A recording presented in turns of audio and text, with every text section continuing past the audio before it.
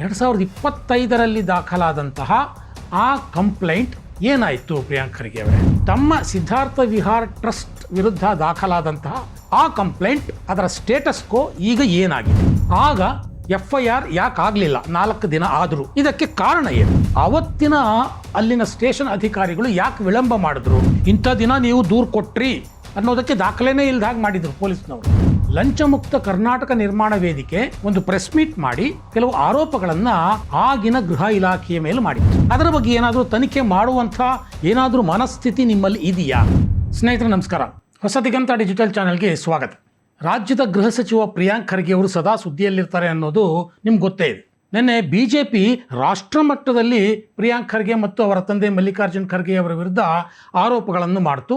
ಇದಕ್ಕೆ 24 ಗಂಟೆ ಒಳಗೆ ಪ್ರಿಯಾಂಕ್ ಖರ್ಗೆ ಅವರಾಗಲಿ ಮಲ್ಲಿಕಾರ್ಜುನ್ ಖರ್ಗೆ ಅವರಾಗಲಿ ಉತ್ತರ ಕೊಡಬೇಕು ಅನ್ನುವಂಥ ಆಗ್ರಹವನ್ನು ಮಾಡಿತು. ಅವ್ರು 24 ಗಂಟೆ ಒಳಗಡೆ ಕೊಡಲಿಲ್ಲ ಅಂತಂದರೆ ಅವರ ಹತ್ರ ಉತ್ತರ ಇಲ್ಲ ಅಂತ ಭಾವಿಸಬೇಕಾಗುತ್ತೆ, ಇನ್ನೊಂದಷ್ಟು ದಾಖಲೆಗಳನ್ನು ಬಿಡುಗಡೆ ಮಾಡಬೇಕಾಗುತ್ತೆ ಅನ್ನುವಂಥ ಮಾತನ್ನು BJPಯ ಪ್ರದೀಪ್ ಭಂಡಾರಿ ಅವರು ದೆಹಲಿಯ ಪ್ರೆಸ್ ಮೀಟ್ನಲ್ಲಿ ಹೇಳಿದ್ರು. ಅದು ಅವ್ರಿಗೆ ಬಿಟ್ಟಿದ್ದು.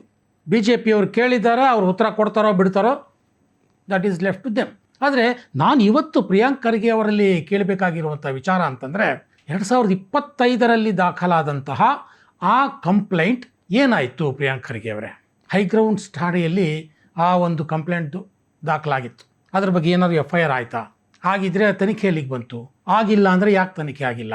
ಈ ವಿಚಾರಗಳನ್ನು ಇವತ್ತು ನಮ್ಮ ವೀಕ್ಷಕರ ಮುಂದೆ ಇಡೋದಕ್ಕೆ ನಾನು ಬಯಸ್ತೇನೆ. ಸ್ನೇಹಿತರೆ, ಪ್ರದೀಪ್ ಭಂಡಾರಿ ಅವರು ದೆಹಲಿಯಲ್ಲಿ ಕೂತ್ಕೊಂಡು ಮಲ್ಲಿಕಾರ್ಜುನ್ ಖರ್ಗೆ ಮತ್ತು ಅವರ ಕುಟುಂಬ ಸದಸ್ಯರ ಸಿದ್ಧಾರ್ಥ ವಿಹಾರ ಟ್ರಸ್ಟ್ ವಿರುದ್ಧ ಏನು ಆರೋಪಗಳನ್ನು ಮಾಡಿದ್ರು ಅದೇನು ಯಾವುದು ಹೊಸದಲ್ಲ, ಎಲ್ಲ ಹಳೆಯ ಆರೋಪಗಳೇ. ಕರ್ನಾಟಕ ಕೈಗಾರಿಕಾ ಪ್ರದೇಶಾಭಿವೃದ್ಧಿಯಲ್ಲಿ 5 ಎಕರೆ ಜಮೀನು ಏರೋಸ್ಪೇಸ್ ಆ್ಯಂಡ್ ಡಿಫೆನ್ಸ್ ರಿಸರ್ಚ್ಗೆ ಅಂತ ತಗೊಂಡಿದ್ದು, ಅದು ಅಕ್ರಮವಾಗಿ ತಗೊಂಡಿದ್ದು.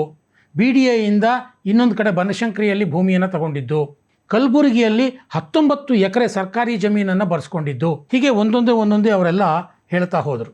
ಆ ಎಲ್ಲ ಆರೋಪಗಳು ಕೂಡ ಕರ್ನಾಟಕದಲ್ಲಿ ಈಗಾಗಲೇ ಚರ್ಚೆ ಆಗಿರುವಂಥ ವಿಚಾರ. ಅದಕ್ಕೆ ಪ್ರಿಯಾಂಕ್ ಖರ್ಗೆ ಅವರು ಸಹ ಸಾಕಷ್ಟು ಬಾರಿ ಉತ್ತರಗಳನ್ನು ಕೊಟ್ಟಿದ್ದಾರೆ. ನಾವೇನೂ ತಪ್ಪು ಮಾಡಿಲ್ಲ, ಬೇಕಾದರೆ ನಾವು ದಾಖಲೆಗಳನ್ನು ಕೊಡಬಲ್ವಿ, ನಾವು ಪ್ರಾಮಾಣಿಕವಾಗಿ ಇಲ್ಲಿ ವ್ಯವಹಾರ ಮಾಡಿದ್ದೇವೆ ಅಂತೆಲ್ಲ ಅವರು ಕೂಡ ಉತ್ತರ ಕೊಟ್ಟಿದ್ದಾರೆ. ಅಷ್ಟೇ ಅಲ್ಲ ಸ್ನೇಹಿತರೆ, KIDBಯಿಂದ ಪಡೆದಂಥ 5 ಎಕರೆ ಜಮೀನನ್ನು ವಾಪಸ್ ಕೂಡ ಮಾಡಿಬಿಟ್ಟಿದ್ದಾರೆ. ಆಗ ಪ್ರಿಯಾಂಕ್ ಖರ್ಗೆ ಅವರು ಏನು ಹೇಳಿದರು?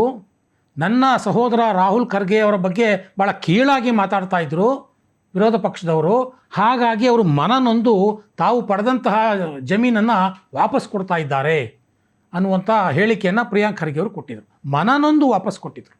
ಪ್ರಾಮಾಣಿಕವಾಗಿ ಕಾನೂನುಬದ್ಧವಾಗಿ ಯಾವುದೇ ಅಕ್ರಮ ಇಲ್ಲದೆ ನೈತಿಕವಾಗಿಯೂ ಸರಿ ಇದ್ದ ಪಕ್ಷದಲ್ಲಿ ಆ ಜಮೀನನ್ನು ವಾಪಸ್ ಕೊಡುವಂಥ ಅವಶ್ಯಕತೆ ಇರಲಿಲ್ಲ. ಆದರೂ ಅವರು ವಾಪಸ್ ಕೊಟ್ಟರು. ಆಗ ಇವೆಲ್ಲ ಚರ್ಚೆ ಆಗಿತ್ತು, ಕಳ್ಳನ ಮನಸ್ಸು ಹುಳ್ಳುಳಿಗೆ ಅಂತ. ಸೊ ಈ ಎಲ್ಲ ವಿಚಾರಗಳ ಹಿನ್ನೆಲೆಯಲ್ಲಿ ನಾನು 2025ರಲ್ಲಿ ದಾಖಲಾದಂಥ ಒಂದು ಕಂಪ್ಲೇಂಟ್ ಬಗ್ಗೆ ಮಾತಾಡ್ತೇನೆ. ಜನವರಿ 22ನೇ ತಾರೀಕು ಹೈಗ್ರೌಂಡ್ಸ್ ಪೊಲೀಸ್ ಠಾಣೆಯಲ್ಲಿ ಒಂದು ದೂರು ದಾಖಲಾಯಿತು. ಸ್ನೇಹಿತರೆ, ಲಂಚ ಮುಕ್ತ ಕರ್ನಾಟಕ ನಿರ್ಮಾಣ ವೇದಿಕೆ, ಈ ವೇದಿಕೆಯಿಂದ ಈ ದೂರು ದಾಖಲಾಯಿತು. ಏನು ದೂರು? ಈಗೇನು ಆರೋಪಗಳಿದ್ದಾವೆ ಮಲ್ಲಿಕಾರ್ಜುನ ಖರ್ಗೆ ಮತ್ತು ಅವರ ಕುಟುಂಬ ಮತ್ತು ಅವರ ಟ್ರಸ್ಟ್ ಸಿದ್ಧಾರ್ಥ ವಿಹಾರ ಟ್ರಸ್ಟ್ ಇವರ ವಿರುದ್ಧ ಈ ಅಕ್ರಮ ಜಮೀನನ್ನು ಪಡೆದದ್ದು, ಸರ್ಕಾರಿ ಭೂಮಿಯನ್ನು ಹೊಡೆದದ್ದು ಅಂತ ಏನು ಆರೋಪಗಳಿದ್ದಾವಲ್ಲ, ಈ ಆರೋಪಗಳ ಬಗ್ಗೆ FIR ಮಾಡಿ ತನಿಖೆ ಮಾಡಿ ಅಂತ ಒಂದು ದೂರು ದಾಖಲಾಗುತ್ತೆ. ಯಾವಾಗ?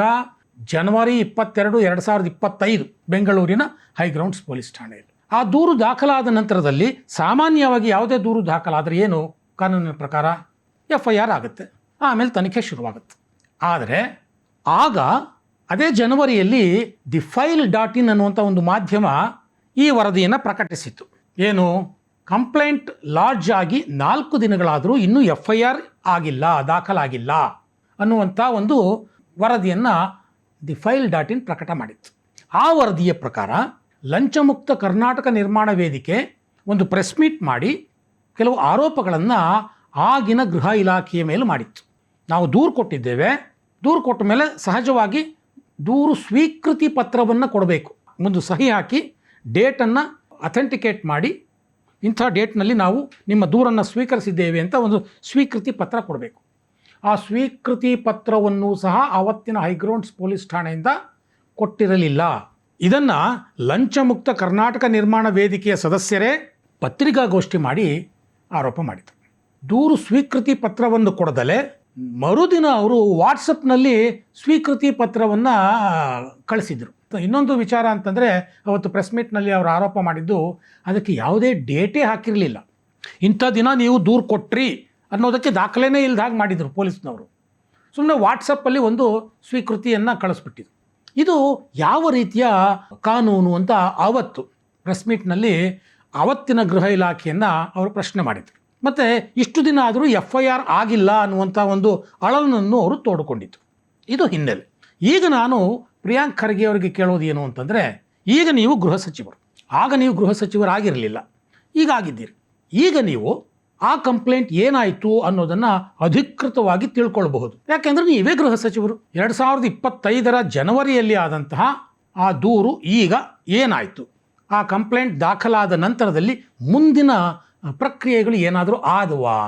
ಪ್ರಿಯಾಂಕ್ ಖರ್ಗೆ ಅವರು ಈ ಬಗ್ಗೆ ಸ್ವಲ್ಪ ಕೂಲಂಕುಷವಾಗಿ ಹೈಗ್ರೌಂಡ್ ಪೊಲೀಸ್ ಠಾಣೆಯಲ್ಲಿ ವಿಚಾರ ಮಾಡ್ತಾರೆ ಅಂತ ನಾನು ಅಂದ್ಕೊಂಡಿದ್ದೇನೆ. ಯಾಕೆ ಅಂತಂದರೆ ಅವರು ಸದಾ ಕಾನೂನು, ಸಂವಿಧಾನ ಮತ್ತು ನೈತಿಕತೆಯ ಪರವಾಗಿ ಮಾತನಾಡುವವರು. ಇತ್ತೀಚೆಗೆ ಮೊನ್ನೆ ಅವರ ಒಂದು ಟ್ವೀಟ್ ನೋಡ್ತಾ ಇದ್ದೆ. ಪೊಲೀಸರಿಗೆಲ್ಲ ಒಂದು ಕಟ್ಟುನಿಟ್ಟಾದಂಥ ಸೂಚನೆಯನ್ನು ಕೊಟ್ಟಿದ್ದಾರೆ.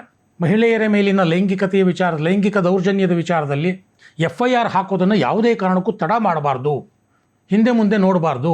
ಅಯ್ಯೋ ಅವ್ರು ಯಾಕೆ ಇಷ್ಟು ಲೇಟಾಗಿ ದೂರು ಕೊಟ್ಟರು, ಇವ್ರು ಯಾಕೆ ಅಷ್ಟು ಲೇಟಾಗಿ ಕಂಪ್ಲೇಂಟ್ ಕೊಟ್ಟರು, ಇವೆಲ್ಲ ವಿಚಾರ ಮಾಡದೆ ದೂರು ಬಂದ ತಕ್ಷಣ FIR ಹಾಕಬೇಕು, ಇಲ್ಲ ಅಂತಂದರೆ ಕಾನೂನು ಕ್ರಮ ಜರುಗಿಸಲಾಗುವುದು ಇಲಾಖೆಯಿಂದ ಅಂತ ಒಂದು ಭಾಳ ಸ್ಪಷ್ಟವಾದಂಥ ಒಂದು ಸೂಚನೆಯನ್ನು ಅವರು ತಮ್ಮ ಎಲ್ಲ ಇಲಾಖಾಧಿಕಾರಿಗಳಿಗೆ ಕೊಟ್ಟಿದ್ದಾರೆ ಈಗ ಮೊನ್ನೆ. ಆದರೆ ಇಲ್ಲಿ ನೋಡಿ 4 ದಿನ ಆದರೂ ಆವಾಗ FIR ದಾಖಲಾಗಲೇ ಇಲ್ಲ. ಸೊ ದಯವಿಟ್ಟು ಪ್ರಿಯಾಂಕ್ ಖರ್ಗೆ ಅವರು ಈ ಬಗ್ಗೆ ಒಂದಷ್ಟು ಬೆಳಕು ಚೆಲ್ಲಬೇಕು ಅಂತ ನಾನು ಕೇಳ್ಕೊಳ್ತೇನೆ ಕರ್ನಾಟಕದ ಜನರಿಗೆ. ತಮ್ಮ ಸಿದ್ಧಾರ್ಥ ವಿಹಾರ್ ಟ್ರಸ್ಟ್ ವಿರುದ್ಧ ದಾಖಲಾದಂತಹ ಆ ಕಂಪ್ಲೇಂಟ್, ಅದರ ಸ್ಟೇಟಸ್ ಕೋ ಈಗ ಏನಾಗಿದೆ, ಆಗ FIR ಯಾಕೆ ಆಗಲಿಲ್ಲ 4 ದಿನ ಆದರೂ, ಇದಕ್ಕೆ ಕಾರಣ ಏನು, 4 ದಿನ ಯಾಕೆ ವಿಳಂಬ ಆಯಿತು? ಸೊ ಇನ್ನೊಂದು ಪ್ರಶ್ನೆ, ಅದಾದ ನಂತರದಲ್ಲಿ FIR ಆಯಿತು ಅಂತ ಅಂದ್ಕೊಳ್ಳಿ, ಆಗಿದೆ ಅಂತ ಅಂದ್ಕೋಣ. ಆಗಿದ್ದರೆ ಆ ಕಾಪಿ ದೂರುದಾರರಿಗೆ ಹೋಗಿದೆಯಾ, ತಲುಪಿದೆಯಾ, ಅದನ್ನು ಖರ್ಗೆ ಅವರು ಹೇಳಬೇಕು. ಒಂದು ವೇಳೆ FIR ಇನ್ನೂ ಆಗಿಲ್ಲ ಅನ್ನೋದಾದರೆ, ಇಲ್ಲಿಯವರೆಗೆ FIR ಆಗಿಲ್ಲ ಅನ್ನೋದಾದರೆ, ಇಲ್ಲಿಯವರೆಗೆ ಯಾಕೆ FIR ಆಗಿಲ್ಲ, ಅದಕ್ಕೆ ದಯವಿಟ್ಟು ಕಾರಣಗಳನ್ನು ಕೊಡ್ಬೋದಾ ಪ್ರಿಯಾಂಕ್ ಖರ್ಗೆ ಅವರು? ಆ FIR ದಾಖಲು ಮಾಡೋದಕ್ಕೆ ಅವತ್ತಿನ ಅಲ್ಲಿನ ಸ್ಟೇಷನ್ ಅಧಿಕಾರಿಗಳು ಯಾಕೆ ವಿಳಂಬ ಮಾಡಿದ್ರು, ಅದರ ಬಗ್ಗೆ ಏನಾದರೂ ತನಿಖೆ ಮಾಡುವಂಥ ಏನಾದರೂ ಮನಸ್ಥಿತಿ ನಿಮ್ಮಲ್ಲಿ ಇದೆಯಾ? ಅವತ್ತು ಡಿಲೇ ಆಗಿದ್ದು ಬಿಟ್ಬಿಡಿ, ಈಗಲಾದರೂ ಲೇಟಾಗಿ ಆಯಿತು ಅಂತಲೇ ಅಂದ್ಕೊಳ್ಳೋಣ. ಲೇಟಾಗಿ ಯಾಕೆ ಆಯಿತು ಅಂತನಾದರೂ ಕೇಳಿದ್ದೀರಾ? ಯಾಕೆ ಇಷ್ಟು ಲೇಟ್ ಆಯಿತು ಅಂತ ಕಾರಣ ಕೇಳಿ ಏನಾದರೂ ಅವ್ರಿಗೆ ಸೂಚನೆ ಕೊಟ್ಟಿದ್ದೀರಾ? ಇಲ್ಲಿಯವರೆಗೂ FIR ಆಗಿಲ್ಲ ಈ ಸಂಬಂಧ ಅನ್ನೋದಾದರೆ ಯಾಕೆ ಇನ್ನೂ FIR ಆಗಿಲ್ಲ ಅನ್ನೋದನ್ನು ರಾಜ್ಯದ ಜನತೆಗೆ ದಯವಿಟ್ಟು ತಿಳಿಸ್ತೀರಾ ಪ್ರಿಯಾಂಕ್ ಖರ್ಗೆ ಅವರೇ? ಯಾವ ಅಕ್ರಮ ರೀ? ಆ 5 ಎಕರೆ ಜಮೀನನ್ನ ನಾವು ಇವಾಗಲೇ ಸರ್ಕಾರಕ್ಕೆ ವಾಪಸ್ ಕೊಟ್ಬಿಟ್ಟಿದ್ದೀವಿ, ಇನ್ನೇನಿದೆ ತನಿಖೆ ಮಾಡೋಕ್ಕೆ ಅಂತ ಹೇಳ್ತೀರಾ? ಹಾಗಾದರೆ ಇನ್ನೂ ಒಂದು ಪ್ರಶ್ನೆ ಪ್ರಿಯಾಂಕ್ ಖರ್ಗೆ ಅವರು, ಒಬ್ಬ ಕಳ್ಳ ಚಿನ್ನ ಕದ್ಬಿಟ್ಟು ಸಿಕ್ಕಾಕೊಂಡ ಮೇಲೆ ಹೇಳ್ತಾನೆ, ಅಯ್ಯೋ ನಾನು ವಾಪಸ್ ಕೊಡ್ತೀನಿ, ಬೇಕಾದ್ರೆ ತೊಗೊಂಬಿಡಿ, ನನ್ನನ್ನು ಬಿಟ್ಬಿಡಿ ಅಂತ.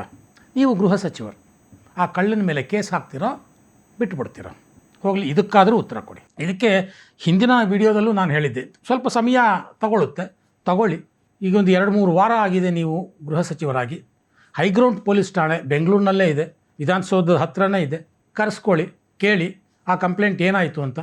ಒಂದು ವೇಳೆ ದೂರುದಾರನೇ ಕಂಪ್ಲೇಂಟನ್ನು ವಾಪಸ್ ತೊಗೊಂಡಿದ್ರೆ ಅದನ್ನಾದರೂ ಹೇಳಿ.